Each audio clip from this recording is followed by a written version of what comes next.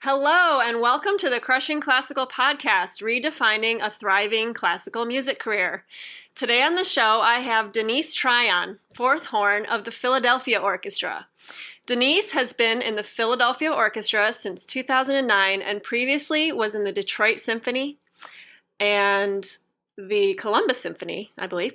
Denise is also on the faculty at Peabody Conservatory. She has also just released a solo horn album called So Low and is a sought-after teacher around the world.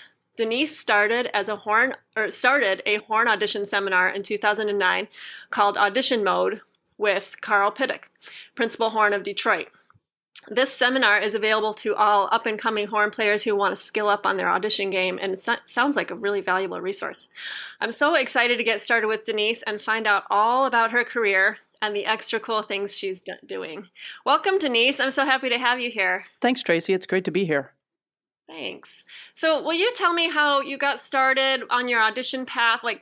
Tell me about your audition days, and did you always know you wanted to be a fourth horn player, or tell me about that whole beginning stage. Right. Well, I didn't take my first audition until I was 24. I was a little bit afraid to get out into that scene, felt like I wasn't quite ready. So I did my first audition when I was 24, and that was for the Savannah Symphony, which now sadly is no longer. And that was for principal horn. And then did not advance. And I went down to New World after that, and I started taking a lot of auditions. And at the time, I was doing a lot of high horn playing, principal, third, assistant. And so those are the only auditions I took for a long time, probably for the first 15 auditions that I took. And I didn't advance probably for the first 7 or 8 auditions. And then once I finally started advancing, I made finals a few times, and I was getting towards the end of my time at New World. I was finishing up my third year, still only taking high horn auditions. And at that point, I decided, okay, I'm going to start taking every audition that comes up and just to see what happens. And Columbus was the second low horn audition that I took. And I won it. And as soon as I sat in that seat, I thought, wow, this actually really is what I've been missing my whole life. I was much happier in that role than I had been playing high horn. Mm-hmm. Well, why was that? Was it the hot seat? No, it wasn't the hot seat because, I mean, clearly at this point I'm playing a lot, doing a lot of recitals. So it's nothing about the hot seat. It's, it was like I'm a good high horn player, but I felt like I could be a really excellent low horn player. It just seemed to fit my personality a little bit more. And I liked being the bass of the section. I just really like bass lines, and I just really resonated with me. I get that. That's how I feel too, actually. Yeah. Was your Columbus position fourth horn or second horn? Fourth horn. Uh-huh. Yeah, so of my 4 jobs, the only one you missed in the intro was Baltimore. Of my 4 jobs, Baltimore is the only one that was second horn. All the others have been fourth horn. Okay. Do you have a preference now that clearly you know which one you like better? Well, it's interesting. When I'm playing, when I'm in the middle of the job, I love that position. And I remember when I left Columbus to go to Baltimore, I thought, oh, I'm really sad that I'm not going to play fourth horn. And then I got into that chair and I got comfortable in that chair and I enjoyed all the wonderful duets and so many great pieces written for just 2 horns. And then I won Detroit on fourth horn and I thought, wow, I'm really sad. I'm not going to play second horn. And, and then I got to love fourth horn again. So I still get a fair opportunity, a fair amount of time to play second horn if I want. We do some rotation. And so I do get that opportunity to scratch that itch. That's cool. Yeah. So tell me more about how you kept moving up the ladder. I know when we talked previously, you were saying that you always knew you wanted a really big job. And how did you know that you had arrived, or how did you know that you were, because Detroit's pretty big. So tell me more about the process that went on with you as far as your goals. Right. Well, when I was in college at NEC, I heard the term top five orchestra, which I had not heard previously when I was in high school. And I thought, wow, that's really cool. It's got the word top and five in it. I like that. So I just sort of, now looking back, I can say stupidly made the decision, I want to be in a top five orchestra. And so I'd gotten to the point where I was in Detroit and, top 10 orchestra. And I was really loving my time there. I love that city. I love that orchestra. The section is great. We had a good life set up there, and there was just something sort of gnawing at me. And I thought at that point, I'd already sort of moved past that goal in my life. I'd grown up and realized that I had different priorities, but yet something was just gnawing at me. So I just kind of kept, every time something in a top five, that's in quotes, top five would open up, I would audition and just kind of see what happened. And I really was not expecting to win the Philly job. I wasn't going in there thinking that I was a shoo-in for that job. And I knew that I was getting close to the point where I was going to want to stop taking auditions on a regular basis, because it just takes a lot out of you. So it just sort of happened that way. I was definitely working towards it, but I think I would have been okay in the long run had I not achieved that. Mm-hmm. And then you did. So you moved to Philly. And then how did you get started traveling around and doing all the events that you do? Yeah, that's the one really interesting part of the move from Detroit to Philadelphia, is that no matter how much we can say, and I fully believe that, Detroit, there's so many great orchestras out there, without that precious little title of principal next to my name, I wasn't getting asked to do the outside things that I really wanted to do. And the word Philadelphia really helped. That really helped that aspect of my career. That gave me a little bit more validity out in the horn world. So, I'd started teaching at Peabody when I was in Detroit. So for about 2.5 years, I was flying back and forth to Peabody. So I had a solid, at least, teaching career that I could start going out and doing master classes and things like that. And so in the beginning, when I got to Philadelphia, I just decided that I would choose an area of either, let's just say, the world, and try to set up a little masterclass and recital tour. And so I would contact a number of teachers in a certain area and try to set something up. And that's how I started doing that in the beginning. I just kind of beat the pavement to get something happening. And then slowly I started getting asked to do things so that I wasn't having to do all of the legwork. And I had stopped doing recitals after my degree recital from NEC. I really was not a fan of recitals at that point in my life. So I'd stopped doing them. And in about 2 months, I think that's about right, 2 months before I won Philadelphia, I gave my first recital in 15 years. And I just had sort of gotten to the point where I wasn't doing I can do this. Those are called auditions. There we go. Auditions. Those were almost like recitals for me, because I would prepare something and then I would go out and I would get to perform them. And then I wasn't doing them as much. And so I felt like something was missing. So that's when I started doing recitals. So then once I got to Philadelphia, then I was just primed to sort of hit the road running. That's great. Do you think that the recitals helped your audition process? No doubt. I mean, there is no doubt in my mind, because Boston, about 2 weeks before the Philadelphia audition, Boston had second horn open for the first time. And so I went and took that audition and got down to the final two. And I just feel like getting to that point and then 2 weeks later turning around and actually being able to win Philadelphia, I really feel like the recital 2 months prior to that had given me the confidence that I could go out on stage and really represent my musical ideas to a committee, to an audience in a convincing way. So I really felt like it helped. Yeah, and it makes sense.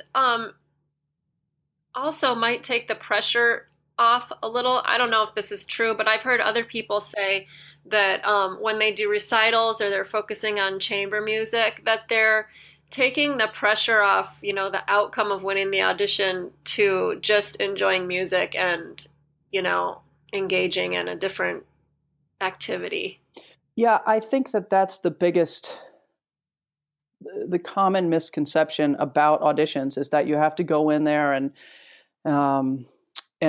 play quote unquote perfectly, and people stop thinking about music. And I actually think that if you go in there and play really great music and you have some errors here or there, it's going to be okay. People are going to forgive you if you're really taking some nice risks and really going after what you want to say. Yeah, definitely. And so with your recitals, do you have a lot of low horn stuff commissioned? I know that you had the one from one of our mutual colleagues, Peter, ask him. And so do you do that pretty often where you have special pieces written for you? Well, I had been wanting to do a CD for a while, and I didn't know what I wanted to record. And just as time sort of went on and I got more and more interested in low horn, I started thinking, gosh, it would be nice to do a recording of just low horn music. And there isn't a lot written. So I realized that if I wanted to move forward with this project, I was going to have to do some commissioning. So I actually commissioned 4 new pieces for this album. And I had never done that before. So that was a whole new world to me. And so I approached 4 people that I knew to varying degrees, but that I had known in the past. And luckily they were all willing to write for me. And so that gave me 4 new pieces to be able to go out and do recitals, to play in recitals. And I do try to play other pieces as well. But of course, once the album came out, I've just been trying to do that music so that it gets played and people can hear it and maybe want to play it themselves. Right, which helps you and them. Yeah. And the composers. So that's awesome. Yeah. So I'm sure you take all of this amazing information into your audition seminar. And I want to hear more about this because I think it's a great opportunity for people and just a cool thing you started. So I'd love to hear more about the audition seminar. Yeah, sure. Audition Mode. We started it in 2009. I started it with Carl Pittock, the principal horn in Detroit, as you mentioned before. And Carl and I've known each other for about 20 years at this point. And so we've known each other a long time. We were playing in Detroit, and we were talking about how many auditions we've taken. And between the two of us, we've taken something like 65 auditions. It sort of pains me to say that, but there it is. So we have a lot of experience, and we were looking around at the other horn camps that are out there, and nobody was really dealing with this. So we thought, well, it was a good opportunity for us to go after something that we both know well, that we've both been highly successful in, and that we're both passionate about. So we just started coming up with ideas of what we would like to see in a horn seminar, and it's changed, slightly through the years. The length and the place always seems to change, but the length of it and what exactly we ask. But typically, we have a high horn list and we have a low horn list, and everyone has to do both. In both of our minds, you don't specialize until you win a job, and then you sort of go from there. So you have to do both lists, and we just do a ton of master classes on each list. Plus, we do a whole couple of master classes on concertos that are typically asked in auditions.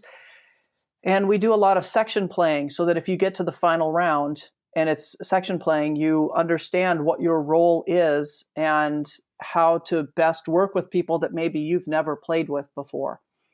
And at the end of the week, we do a mock audition for each high horn and low horn. We have several rounds. It's behind a screen. We have a winner of a fictional job at the end. So it's usually about slightly less than a week long. And it's really intensive. I mean, there's a lot of hours go into it.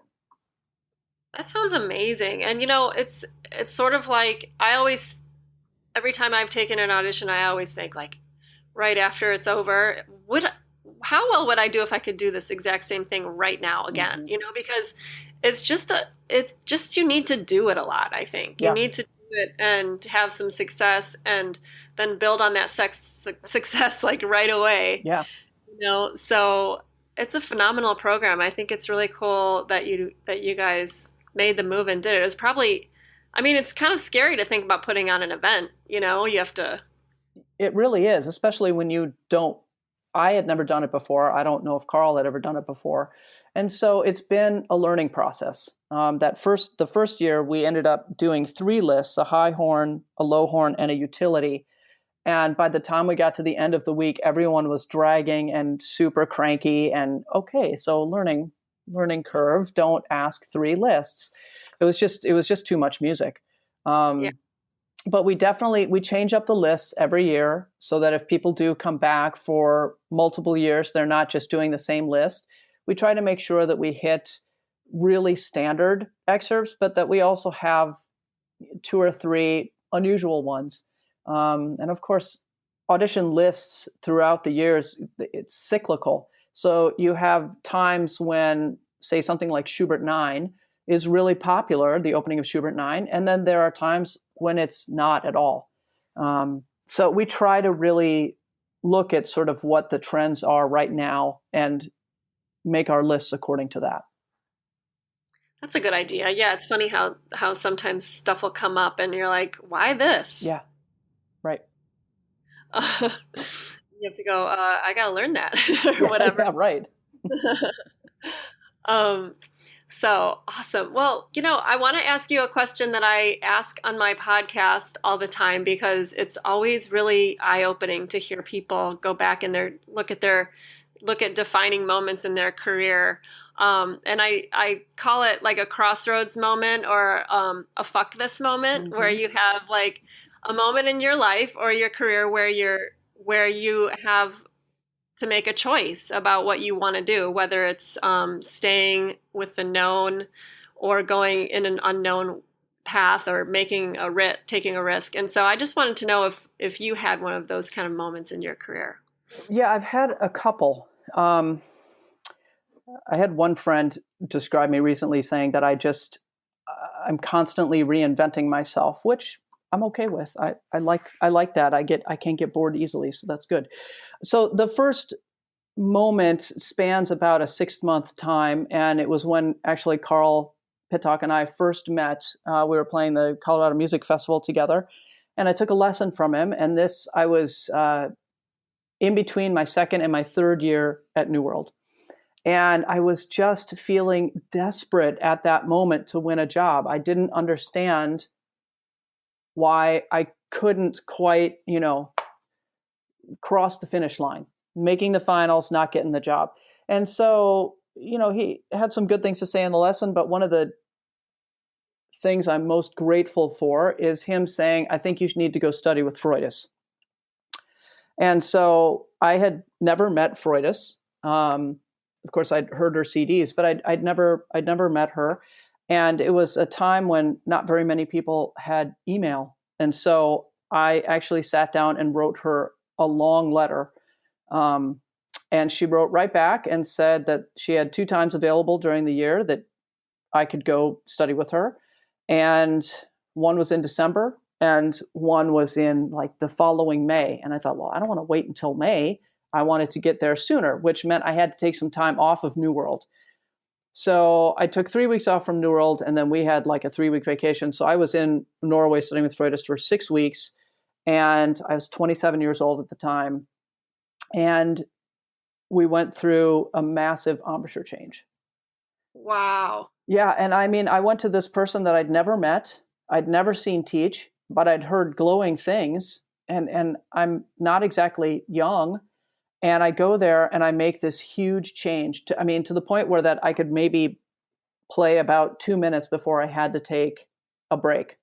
So I just sat in a practice room for like 8 hours every day and would play for 2 minutes, then take, 3 minutes off, then play for 2 minutes, take 5 minutes off. And it was rough.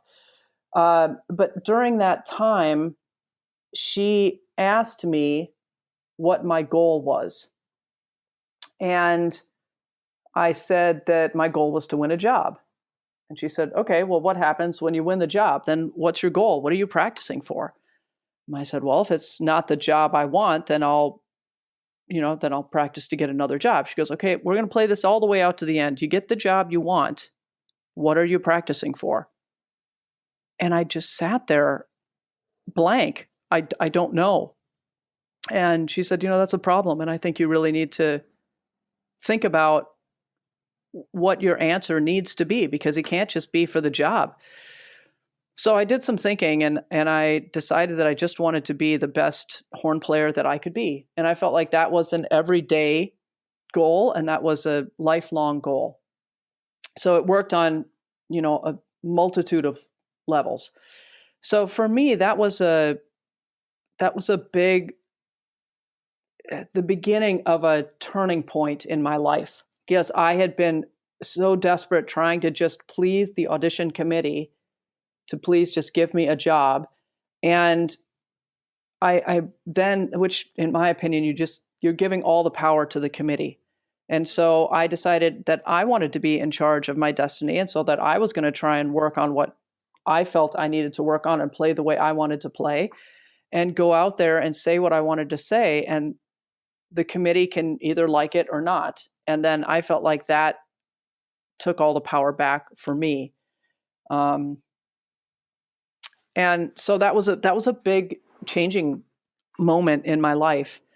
And then sort of the second thing is, as the two aspects of my career, we'll call it one side, the orchestral, and the other side, the sort of recital, masterclass, teaching side, as though those two things started to get more and more heavy, it got to a point where I was not going to be able to sustain everything that I was doing and remain, well, relatively sane. I'm not sure anyone that meets me says I'm completely sane, but relatively sane. So I had to I had to start thinking about how to change things up to allow things to grow and for me to get some downtime and possibly be a little happier. So that's what this year is about. Taking this, I'm on a leave of absence from the Philadelphia Orchestra, and that's what this year is about, to see what it's like and how I feel. And so it's just been an interesting, I feel like I'm at one of these moments right now. Really? Yeah. So we'll see. Oh my gosh. I got someone right in the middle of their fuck this moment. Yeah. Welcome.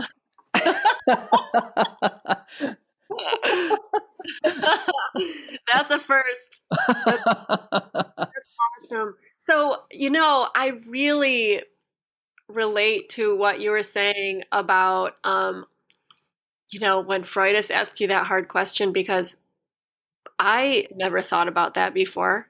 And to the point where the first time I'd auditioned and advanced, I'd never thought about what I was going to do then, Right. Like I got to the second round and I'm like, yay, I advanced. And then now I have to play the second round. I'm like, how do I do that? yeah, that didn't occur to me. Yeah. And like I'd taken auditions for high horn when my high horn playing wasn't great, and never thinking about what happens if some like miraculous miracle actually did happen, which it wasn't going to, but like I thought that was a possibility. It never occurred to me, like after I won that I would have to keep sustaining playing that job. Like Right. I had made it like the winning of the job was the goal, Right. and that's so silly. So I'm really glad that you're talking about that, because I mean, and saying it out loud sounds so dumb too. Like, why wouldn't I have thought, that the job that comes after the audition is like actually the thing that you're doing, But Right. it's all about auditions, because that's what this really hard thing that we have to do, and then that's what it becomes. Yeah. Yeah. And that's one of the things that I talk a lot about with my students, is just being sure that it's actually kind of one of my things that I always ask everyone that plays for me. Did you represent the player that you are when you're in the, when you perform publicly? Are you representing the player that you are in the practice room? Which means, there's some great, there's some interesting, and sometimes can be a little bit of, uh-oh. So, and you have to be okay when that comes out mentally. You have to be okay with that. And of course, you're trying to work on the uh-oh moments so that they're not as many and all of that. But anytime you perform in public, it's just a snapshot of where you are in your life as a musician, as a horn player, as a whatever player.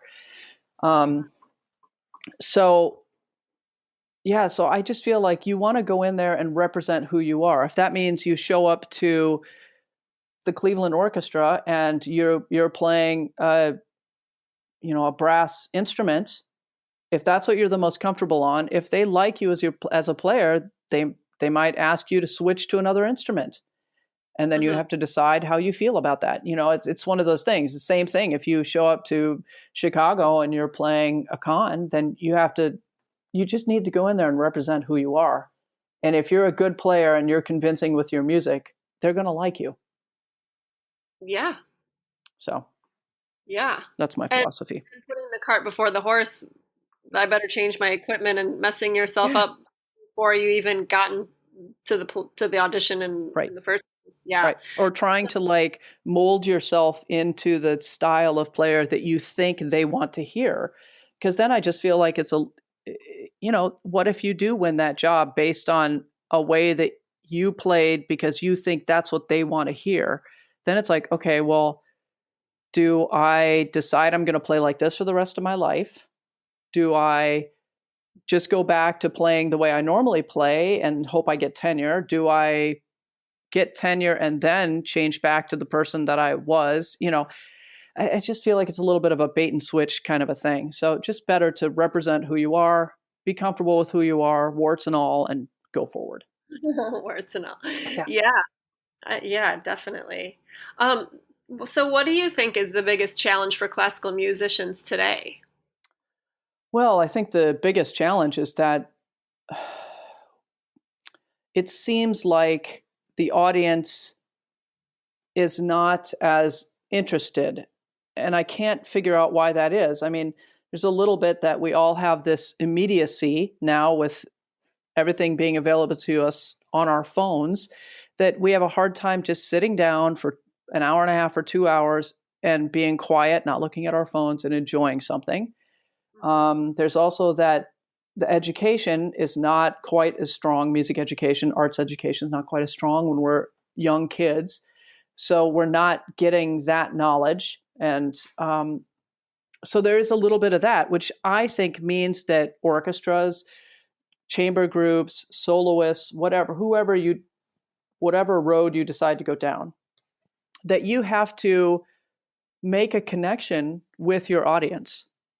So whether that's coming up with some sort of shtick that you do that gets people involved, whether that's an education type of a deal, some interactive thing, we need to be connecting with our audiences. So for me, that's the biggest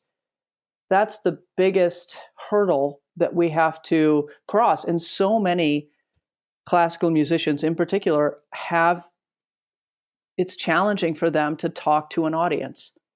We hide behind our instruments a bit. And so for me, I try to make sure that I'm talking a lot in every recital that I give, because I think it's important to talk about the pieces and to talk about the instrument and try to make people feel comfortable and sort of remove that wall that's between us, a stigma, something, I don't know what you want to call it.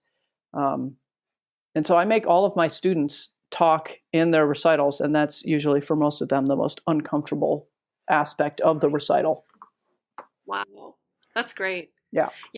I agree with you with everything, with the way our society is today. It's conversations don't happen as much. You text, everybody texts, everybody, I mean, email's kind of old fashioned now, but like, yeah, I mean, you send a snap or you, Right. there's no interaction. There's a lot less, I mean, than there could be. And yeah, audiences, when you look at what's popular today, it's definitely not buying a subscription for a classical concert. That's not what people do. So making yourself relevant, definitely interacting, caring what the audience wants. So absolutely. Yeah. And sometimes you have to, I think you want it, because I think orchestras can fall into the category of just doing sort of the quote unquote meat and potatoes of what they think the audience wants. So you get to the point where you're doing Beethoven 9 every year. You're doing all the Brahms symphonies. You're doing all of that every year. And I just feel like that gets narrow. So you need to get to the point where people trust you and that you can then introduce a new piece or a piece that's not heard, that people don't know, and they're going to trust that you're going to give them a good product. Yes. But right now, it's like every week orchestras are trying to reinvent the wheel to figure out how to sell some particular program, and instead of just selling the institution and the orchestra, so that they know that if they show up to a concert, they're going to have a good time. And I think that's what a lot of really successful chamber groups and soloists are doing. They understand, the audience that goes to see them understands that when they go to see that group, they're going to have a good time. They're going to walk away just feeling a little bit better. Absolutely. Have yesterday I interviewed Colin Jacobson from Brooklyn Rider. Have you ever heard of that string quartet? I have not.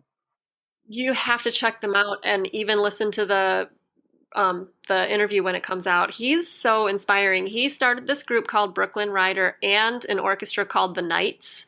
Oh, I know of the Knights. Yeah, and he plays with Silk Road, and so does his brother. Mm-hmm. And the Brooklyn Rider is that they do exactly that. They come up with all these really cool commissions, and they're commissioned by people that you've heard of, like Elvis Costello and Bjork and stuff. And then they have these cool commissions, and that's the bulk of what they do. And then like they have this following, and people love them for this unusual thing. And then they'll say, "Hey, we're playing Schubert." And they're like, "Oh, this is new. They've then broadened their audience, and then they have an audience, like you said, who trusts them and says, whatever these guys are going to do, I want to know about it, instead of the opposite way, the other way around. So Right. It's fascinating. It really is. Yeah. So this is a silly question. Why is your logo an octopus? Sorry, I was not expecting that question. So. I know. I popped it out on you because I was right before this interview. I was looking. I was like, it's everywhere. Yeah, I love the octopus. I just think it's an incredible creature, and the love of the octopus started a number of years ago. And there's a little bit of a dispute in my household as to how it started. My husband got me a necklace for one of my birthdays that was an octopus sort of cut out.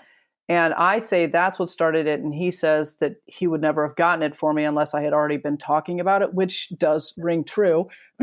So apparently I must have read an article or something and just become sort of fascinated with them. And so I just had the idea that I thought it would be great if it was an octopus when one of its tentacles turned into a horn. So I just sort of came up with that idea, and then former Peabody horn student, not during my time as a teacher there, but when I was playing Baltimore Symphony, he's does a lot of graphic design, and so I commissioned him to do that for me.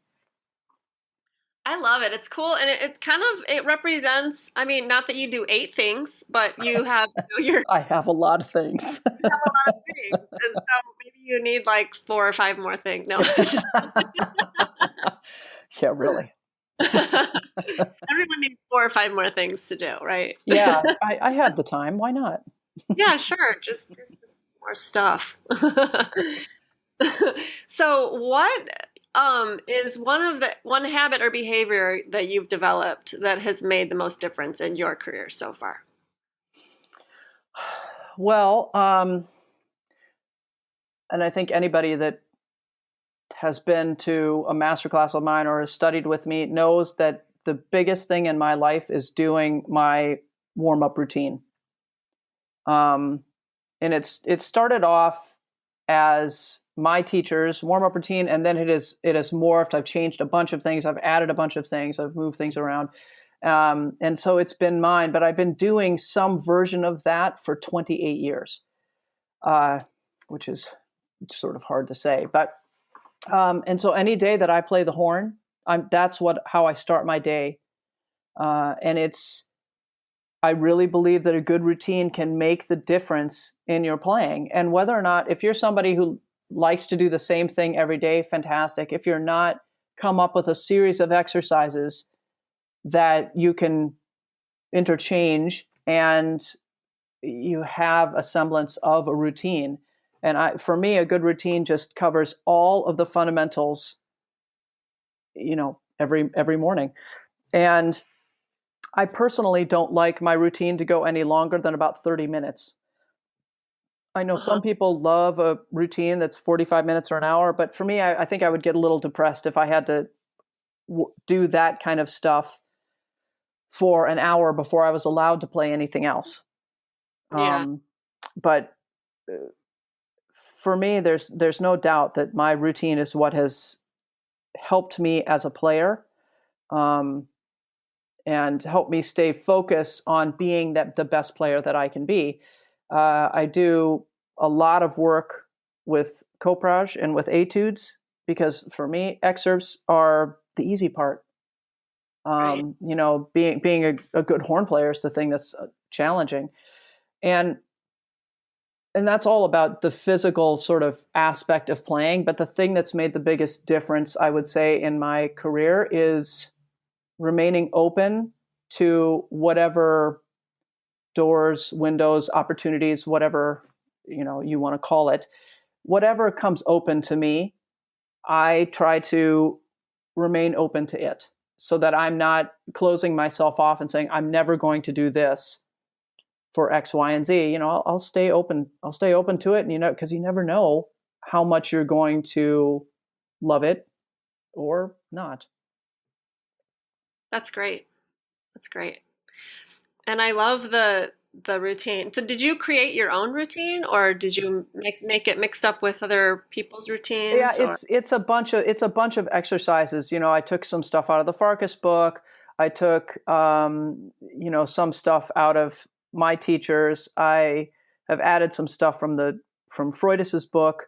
So there's a bunch of exercises that I've just made up. So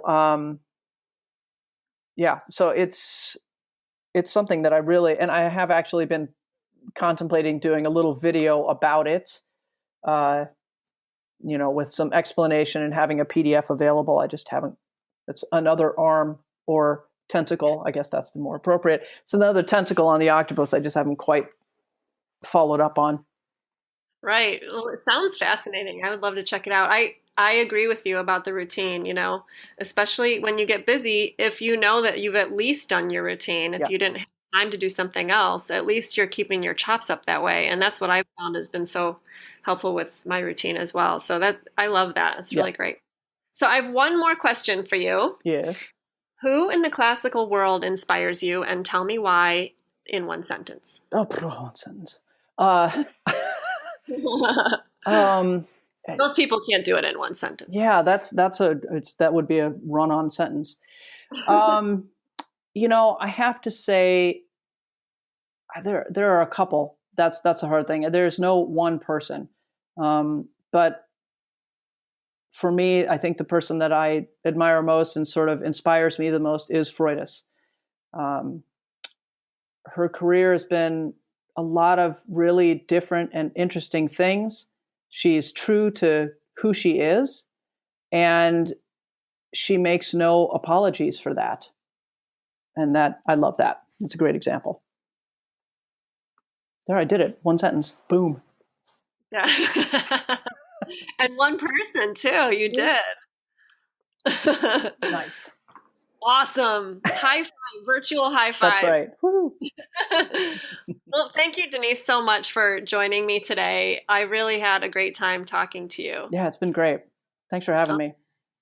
You're welcome. Thank you. And thank you, everyone, for joining us today. If you're enjoying Crushing Classical, please write a review on iTunes right now. While you're thinking about it, just log on, write a review, and you can connect with me on Facebook at facebook.com/crushingclassical. I'm on Instagram at Crushing Classical. I have to say that 10 times fast. And on Twitter as Crush Classical. And I'll see you on social media. Join in the conversation. Thank you so much. Bye.